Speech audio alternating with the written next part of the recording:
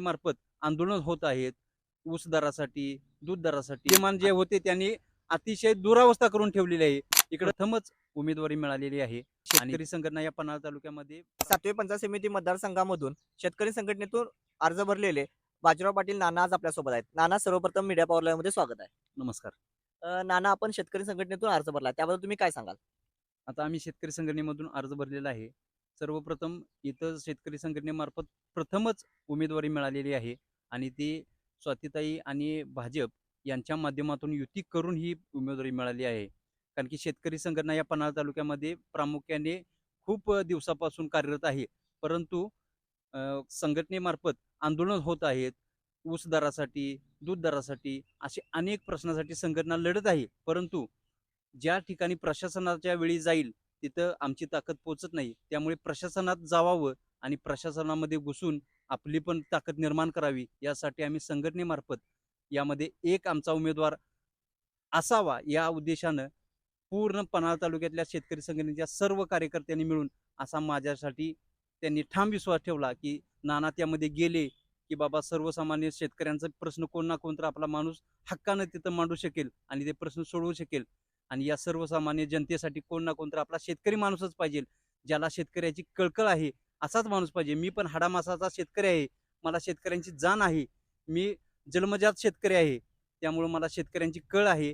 शेतकऱ्यांसाठी काय केलं पाहिजे काय नाही यासाठी मी या निवडणुकीमध्ये उतरलेलो आहे. आणि सर्वसामान्य जनतेसाठी निवडणुकीत हार होऊन दे पराजय होऊन दे पण आम्ही कायम सदैव शेतकऱ्यांच्या पाठीशी राहणार.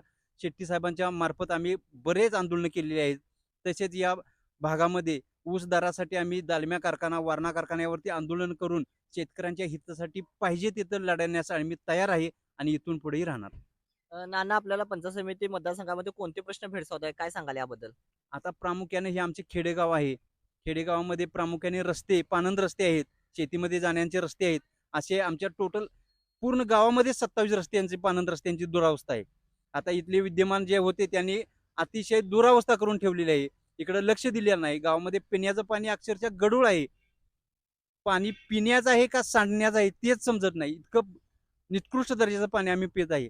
असं अनेक प्रश्न आहेत. त्या प्रश्नासाठी आम्ही यामध्ये आलेलो आहे. नाना, आपण जर पंचायत समितीला निवडून आलात तर आपण कोणते प्रश्न मार्गी लावाल, काय सांगाल याबद्दल? सर्वप्रथम पाणंद रस्त्यांचं काम मी करणार. कारण शेतीमध्ये जाण्यासाठी शेतकऱ्यांना हा प्रामुख्यानं अडचणीचा रस्त्याचं काम आहे. आणि त्यानंतर पिण्याचं पाणी, दळणवळण, लाईटची सोय. वाडी वस्त्यामध्ये लाईट नाही, त्या ठिकाणी लाईटची सोय करू या उद्देशानंच आम्ही या पंचायत समितीमध्ये उतरलो आहे. आम्हाला माहीत आहे पंचायत समितीमध्ये जास्त फंड्स नाहीत, परंतु आम्ही भाजप संघ युती करून स्वातीताईंच्या माध्यमातून, जिल्हा परिषदेच्या माध्यमातून इथं काही ना काही तर नवीन चांगलं घडवण्यासाठी आम्ही ही युती करून हे काम आम्ही हाती घेतलेलं आहे. नाना, आपण मीडिया पॉवर लाईव्हला वेळ दिल्याबद्दल धन्यवाद. धन्यवाद.